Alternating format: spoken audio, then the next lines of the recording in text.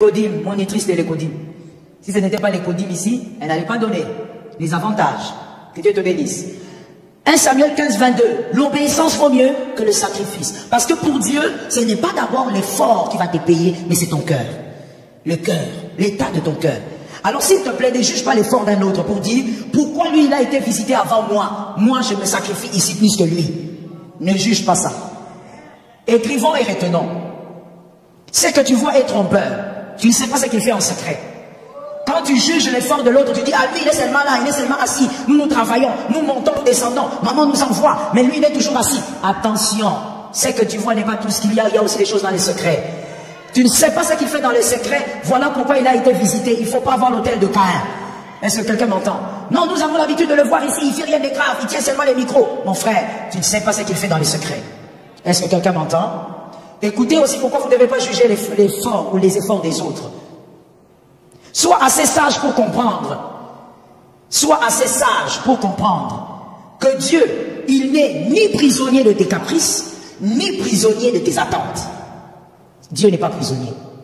Lorsque tu élèves ton autel, tu as des attentes. Mais Dieu n'est pas prisonnier de tes attentes. Il est libre de bénir qui il veut avant toi. Cet amen n'est pas normal. Tu peux élever ton autel ici, aujourd'hui, avec un autel sacrificiel.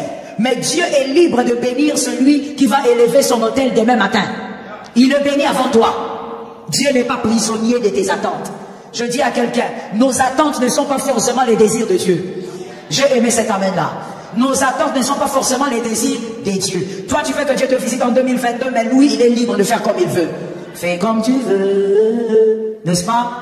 Ouais. C'est un peu comme un homme de Dieu qui nous avait fait rire. Il dit, nous disons, oui, prends tout, Seigneur. Et au moment des offrandes, tu donnes 500 francs. Les 10 000 francs, tu gardes. Oui, prends tout, Seigneur. Tu mens même à l'église. Quand tu dis prends tout, Seigneur, il est libre de tout prendre. Hein? Il est libre de te dire, lève-toi là où tu es, ne me donne pas cette offrande, va dans ton compte bancaire, vide-moi le compte. Oui, prends tout, Seigneur, oui ou non? Eh ben oui. Et donc, Dieu n'est pas prisonnier de tes attentes. Tu peux vouloir être béni en 2023. Tu dis, Seigneur, s'il te plaît, je veux me marier, Seigneur. D'ailleurs, je ne sais même pas, pourquoi tu pleures beaucoup comme ça? Hein? Tu veux seulement l'homme? Hein? Tu es fatigué. Tu es fatigué maintenant de quoi? Ah ah! Si on en parle ici, il y a des gens qui vont fuir, hein? La vérité, c'est ça. Quand vous pleurez dans les femmes, Seigneur, rends le mariage, je te supplie. Tu supplies quoi? Il y a quelqu'un qui souffre là-bas. Qu'est-ce que tu supplies? En réalité, tu supplies des choses étranges. Même Dieu lui-même, il est choqué. Cette fille ici, elle veut quoi? Tu pleures, Seigneur, donne-moi. Et pour aussi, c'est un homme, c'est encore pire. Seigneur, la femme. Là, tu entends Lucien en train de prier. La femme, Seigneur. N'est-ce pas que tu as dit?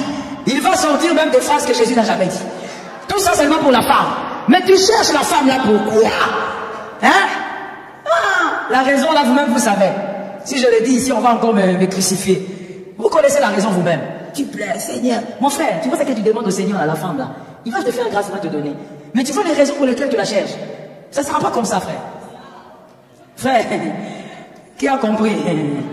Ça ne sera pas comme ça, mon frère, je te dis la vérité, moi je te dis les choses cachent, je te dis, les autres te cachent, ça ne sera pas comme ça. Tu vas rester là, des fois tu vas rester, tu seras comme l'apôtre Paul. Mais tu es marié, donc tu es là, tu es seulement dans la maison, oui, prends tout, Seigneur. Donc tu es dans la méditation, parce que depuis que tu as commencé, elle est malade, elle a mal au dos, elle a mal à la tête, elle est enceinte, et puis la grossesse disparaît. Les femmes sont incroyables quand même. Mon frère, c'était juste une parenthèse pour te dire, écoute, Dieu n'est pas prisonnier de nos attentes. Tu veux te marier, mais il sait quand est-ce qu'il va te donner l'homme de ta vie. Parce qu'il doit aussi te laisser vivre ta maturation. Monsieur, il doit te laisser vivre ta maturation.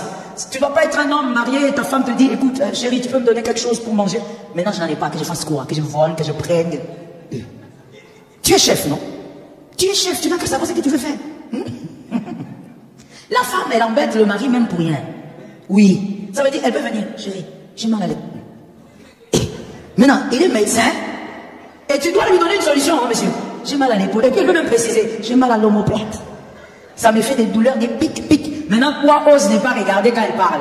Mon frère, elle va pleurer toute la nuit. Lamentation de Jérémie. Tu ne vas pas dormir. Tu tournes un peu seulement. Ah, maman, pourquoi tu n'es pas là? elle va invoquer tous les